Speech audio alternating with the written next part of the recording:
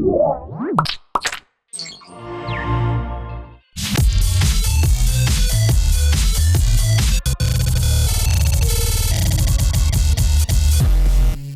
time on the show, securely access your files from the cloud with SSHFS as we continue our series on Hak5 proxies. Then what's the best way to nuke a hard drive? If you're thinking DBAN, you're wrong. Darren's got the skinny. Plus, copying SSH keys without the hassle? We've got just the tool. All that and more this time on Hak5. This segment of Hak5 is brought to you by IdeaPaint. Hello and welcome to Hak5. My name is Darren Kitchen. I'm Shannon Morse. This is your weekly dose of Technolust. And we are doing more proxy deliciousness? Well, here's the thing about the proxy deliciousness. We started this series to really talk about a whole lot of technologies. Right. And one of them that we got into right off the bat is SSH, our good friend Secure Shell. Yes. And we've been using that to do Hak5 proxies, right? All sorts of secure delicious. More cool stuff with SSH while we're on this tangent, because I just figured we're at a good place right now with the understandings that we have, and that'll kind of branch out into some other cool stuff that we'll be doing later on with GPG and TrueCrypt and Looking forward to it. Yada yadas. But some delicious virtual drives and such. Yeah. Awesome. And, and it all came about too.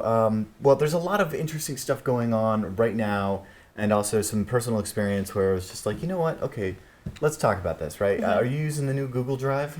Not yet. Is it out now? Yeah, actually, it's out as of this morning, and you already are using it. Just refresh your Google Docs, and you're now in Google Drive. Oh, so Google Docs is now Google Drive? There you go. Oh, okay. Yeah, and then there's an application for PC and Mac, but none for us Linux people. So, yeah. Come on, Google. It'll just be a matter of time, I'm sure. Yeah. Some sort of They're pretty rsync. friendly. Yeah. They're pretty friendly with the Linuxes.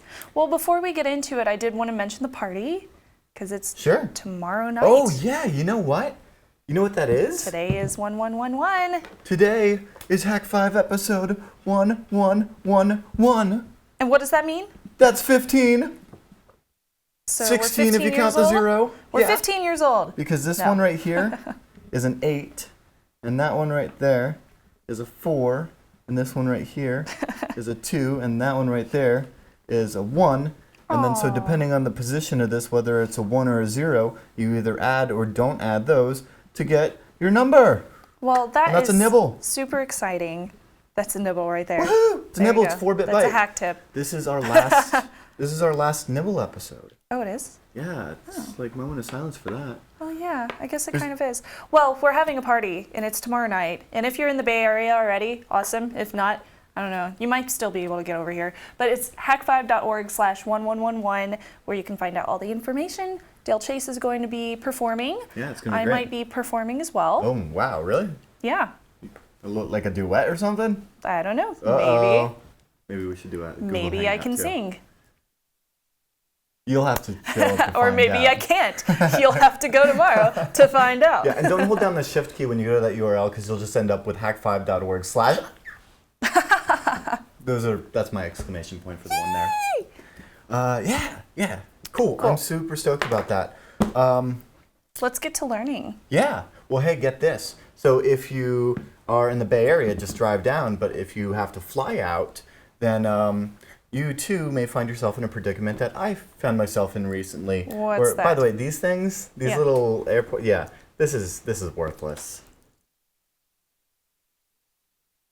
Wow. It doesn't make any sense, right? Because there's a combination lock here, but then there's a keyhole there, and that keyhole is for the TSA. And that keyhole is incredibly easy to open. Well, yeah, you're actually pretty good at picking locks. But the reason I bring that up is because I just came back with Paul from San Antonio. Right, yeah. Dude, people of Texas, NCCDC? you guys rock. Yeah. San Antonio, love San Antonio. For the National Collegiate Cyber Defense Competition. Awesome. We're doing a little documentary thing, a little thing for Hak5. It's going to be really good.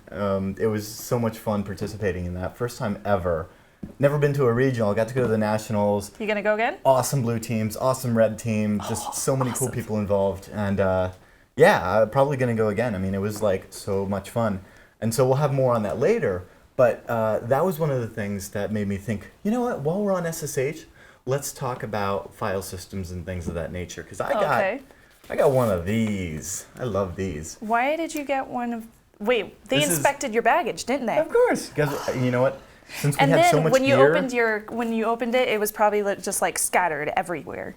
all your It was crap was actually on screwed my up. return flight, so everything was scattered anyway. Oh, okay. I mean, you know, it was all dirty The clothes. one time I got one of those, my crap was all over the place, and it was like, I'm very, very anal when it comes to, you know, folding my clothes and everything. It was completely ruined.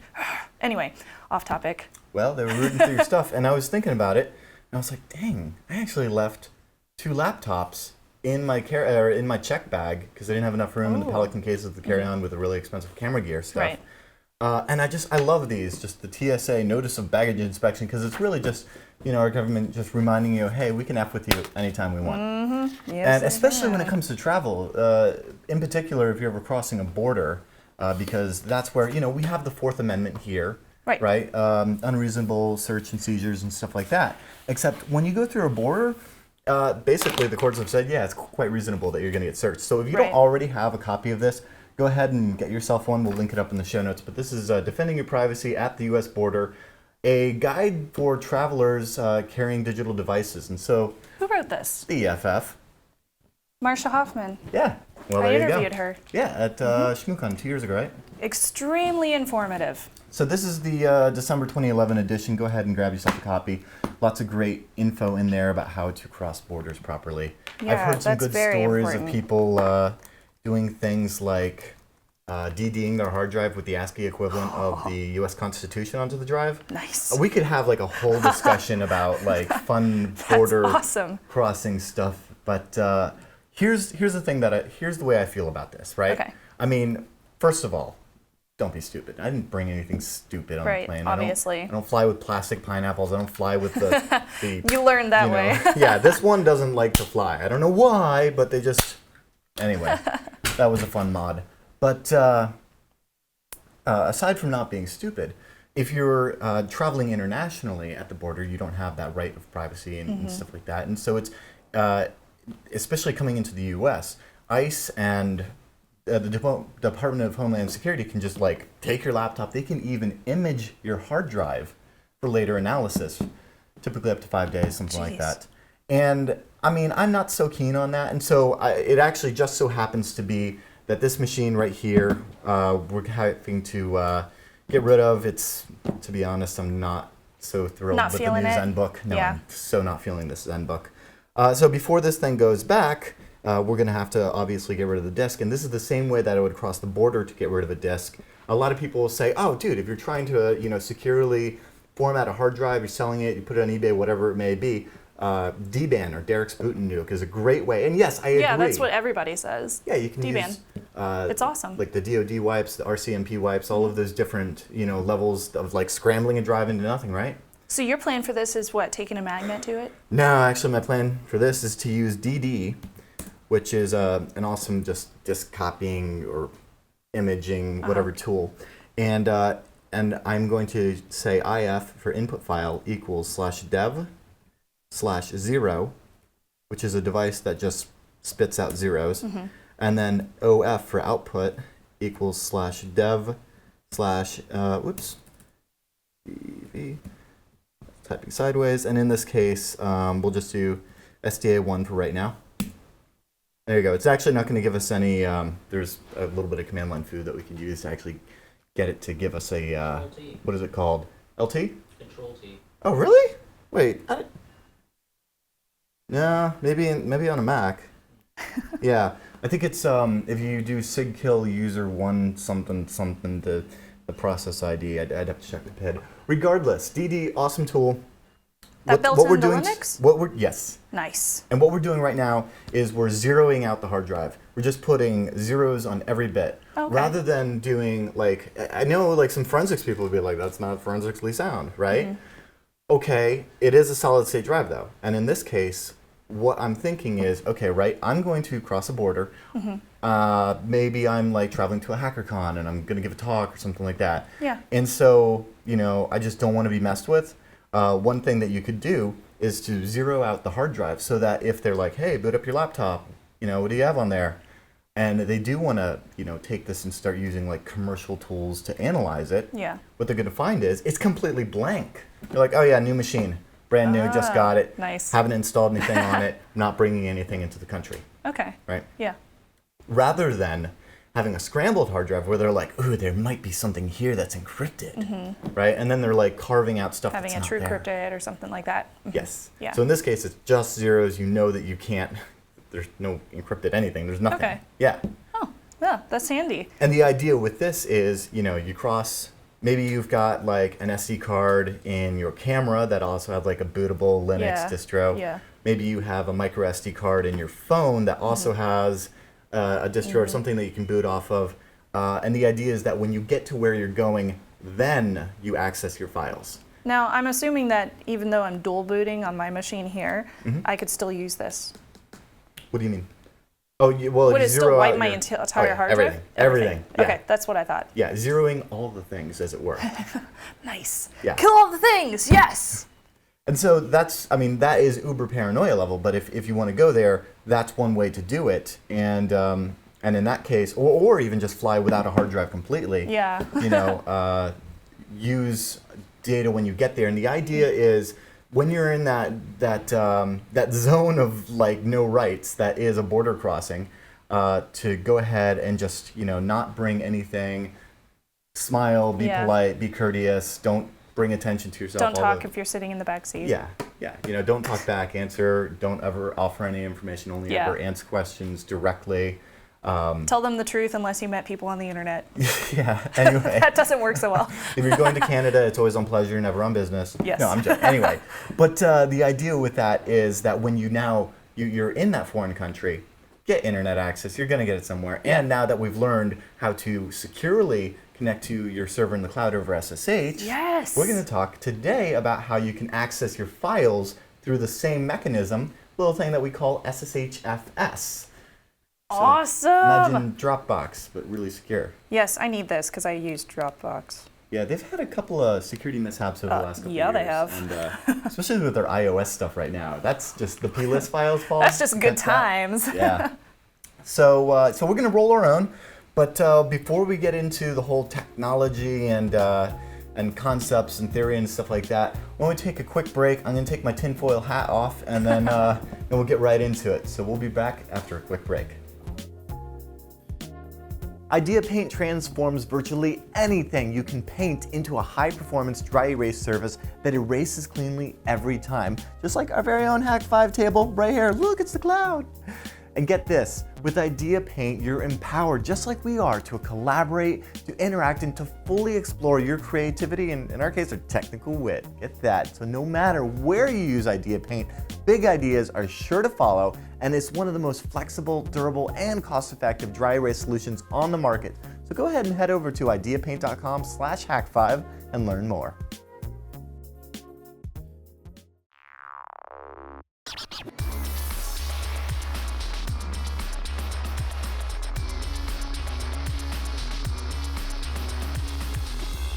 Welcome back. It's time to get a little SSHFS on. Learn me. Okay. How do I use this SSHFS, whatever? Well, thing? as you remember, SSH, we've already talked about Yes. this part of it That's right the here. secure way I log into the VPS. Yeah, if you're just tuning in, go back and watch 1108 through 1110, I guess, for that. But that's our secure shell, right? Yes. This FS part here is file system. Where your files are stored. Pretty much.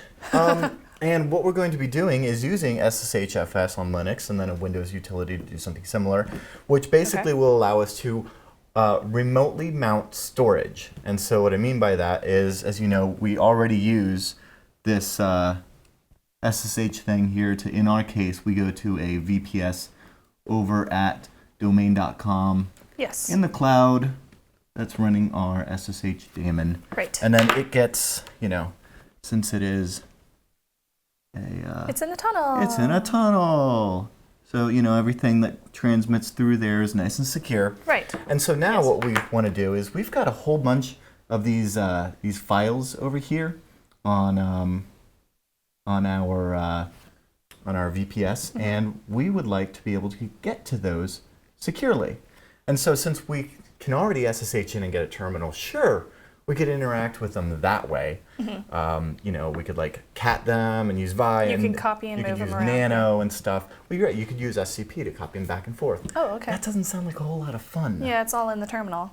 And already to just go ahead and bypass this, I know that there's a lot of people that are being like, rsync over SSH. We'll get there.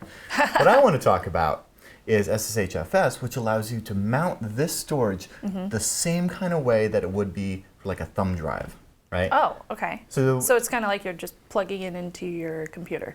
yes. So you can see it all pretty like. Pretty like and interact with it. And the beautiful thing about that is it really becomes transparent to the user. So you can start working with the files in the applications that you normally would, just like, you know, if you were there. So if like I open OpenOffice, I can say, hey, give me the file off, well, on your case, since your Windows, like the Z drive or the S drive or whatever. Okay.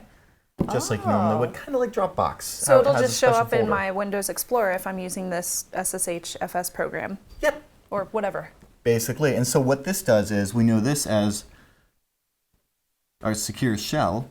And the FS part is our file system. So before we get a whole lot further, let's go ahead and quickly understand basically the file system. Okay. All this really is an organization of data. It doesn't have to be really that complicated. It's used on several different mediums. You know, we'll see this on these guys. I'm dating myself here, and it's got one of those and a notch in the corner, Yay, right? floppies. Right. So the floppy, as well as you know, I don't even know what that looks like. Hang on, I'm gonna try it.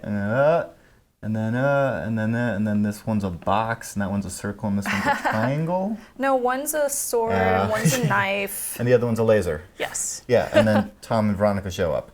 No, you know, our USB, you know, our CD-ROMs. Of course. Your our hard drive? Our hard drives, which kind of look similar, except they've got a needle. I don't know if there's like an iconography for solid state yet, but we'll just say our hard drives. And so the beautiful thing about a file system is really all it is an organization of the data that's on there. It takes care of lots of different things, like, for example... So it's like when I open up my Windows Explorer and go into my hard drive, I can see everything that's in there, and it shows me like a list of my files. Yep. It handles things like directories, free space, as well as, you know, the allocation of where those files are, metadata, stuff of that nature, right? It takes all the ones and zeros and puts them in the right places. Right, and so there's a lot of the different types of them that aren't really that necessary to go too deep into, like, but just for fun, floppy, for example, would be FAT12 or 16. What? A USB drive we typically see with FAT32. It could be really anything. Yeah. A couple of limitations with that one, but we're living with it. CDFS is what we call the ISO 9660, because that doesn't sound like as much fun. It's like the difference. And hard disk drives are NTFS? Well, for you, it's NTFS. For me, I'm using XT4.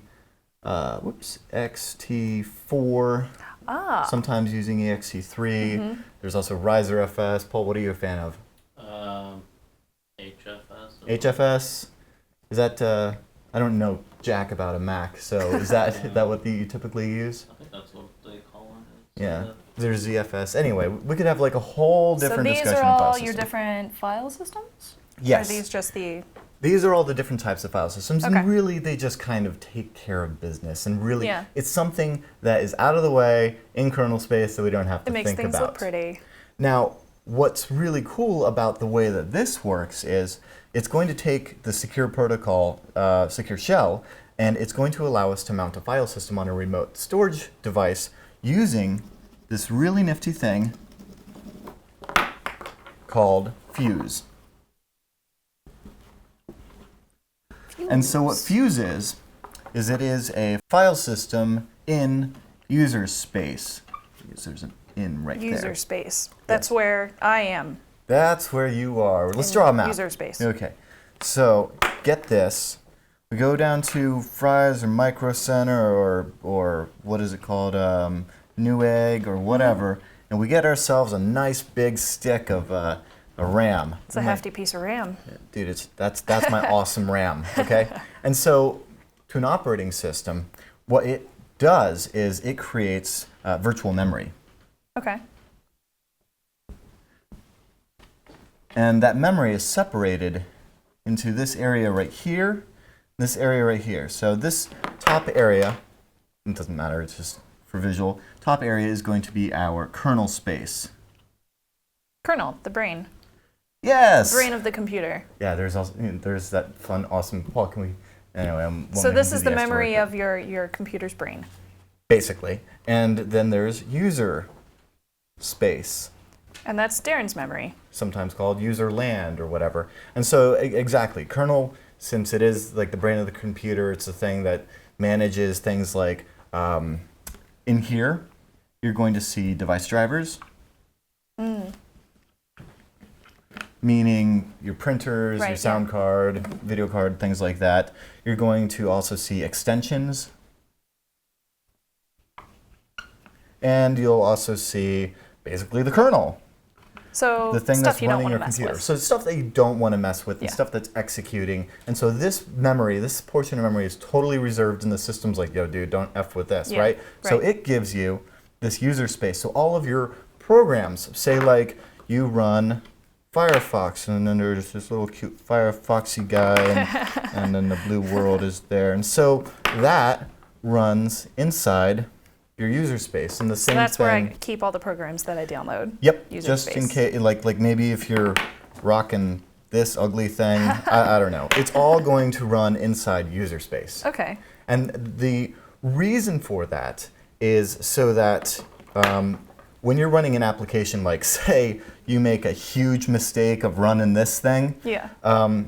and you happen to get, I don't know, like an ActiveX pop-up or a Yeah. we haven't had those anymore, like a Java thing, and it's like, hey, would you like to run? And you're like, yes, whatever. And the reason that this virtual memory thing even exists is because we have this awesome thing. Called a rainbow. No, I was gonna go with a lock Called a suitcase. Oh, it's a lock. Okay. called memory protection. This is gonna be a fun one when we get really deep into this. So that's 'cause another story. Yeah, this gets into things like return to libc and other fun stuff like data execution prevention. But we're not going to get too far into that right now. Basically, the gist of it is this whole thing is done so that your programs, like the evil Internet Explorer or whatever, isn't going to F with the memory that you got going over here. Because that okay. could lead to all sorts of bad, nefarious, unhappy stuff if you're Yeah, on the exactly. receiving end of it. So what?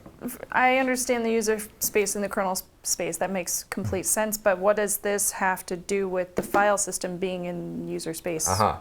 Okay, well, How is that different from those guys? what typically happens is that this kernel space in your kernel, and one of the things that it does is it takes care of all of these guys. It takes care of your hard drives, your CD-ROMs, USB drives, plug in a floppy, all of those things to deal with these kinds of file systems. It does that, right? But I can still partition those, and I can change them to a different file system management. Sure. But what this does, what Fuse allows you to do, is it allows you to create a virtual file system in user space. So you don't need any extra privileges. You don't need to run as root. You don't okay. need to be a super user. Okay, I see. And so Fuse allows you, and it's really just like a module. It's a kernel module, right? And it just gets loaded into memory and allows whatever program, in this case SSHFS, other programs can use Fuse as well. It's really just a library. You can go to, I think it's Fuse.SourceForge, and grab a copy of it and start writing an application to use Fuse. I think Dropbox or SugarSync or one of those actually uses this. And it's a great way to just virtualize something so that you don't have to give your users a bunch of privileged... privileges to be able to access it. Exactly. Okay, so that's why Fuse is in the user space, because I can do whatever I want with the system, file system that's using Fuse. But I can't do that to all those guys. Yeah, and so what this is going to allow us to do as a user is we just install SSHFS, this one little program. It's really a matter of like apt-get install. And part of it, well, on Debian at least, and part of installing this is going to be to go ahead and get the Fuse module and take care of all of that for you, because it makes it really user-friendly and easy. Yeah. And so by doing that, what it allows us to do is say on our local file system, so like here's my laptop over here down on the bottom because we don't have a whole bunch of room left over. And I go ahead and run SSHFS, and I've got, say, a file /fun stuff. You sound like that book I'm reading. Really? Yeah. So I've got this folder, fun stuff, and using all of this technology here, and going through our secure tunnel, I'm going to be able to get to these files here. Oh. And as far as my laptop is concerned, when I go into that fun stuff folder, I'm there. Yeah. And all of this doesn't matter. All that is just taken care of. Oh, all that's of this cool. is on the board so that we kind of have a better idea of it. Yeah, and that's the fun part of having the whiteboard table. The explanation of why it works. Yay! Awesome. Cool. So stay tuned, because in just a bit I'm going to be getting into how you can do this now in Linux, and then a little later on in the program Shannon's going to be doing the same thing with Windows. But first, we're going to take a quick break.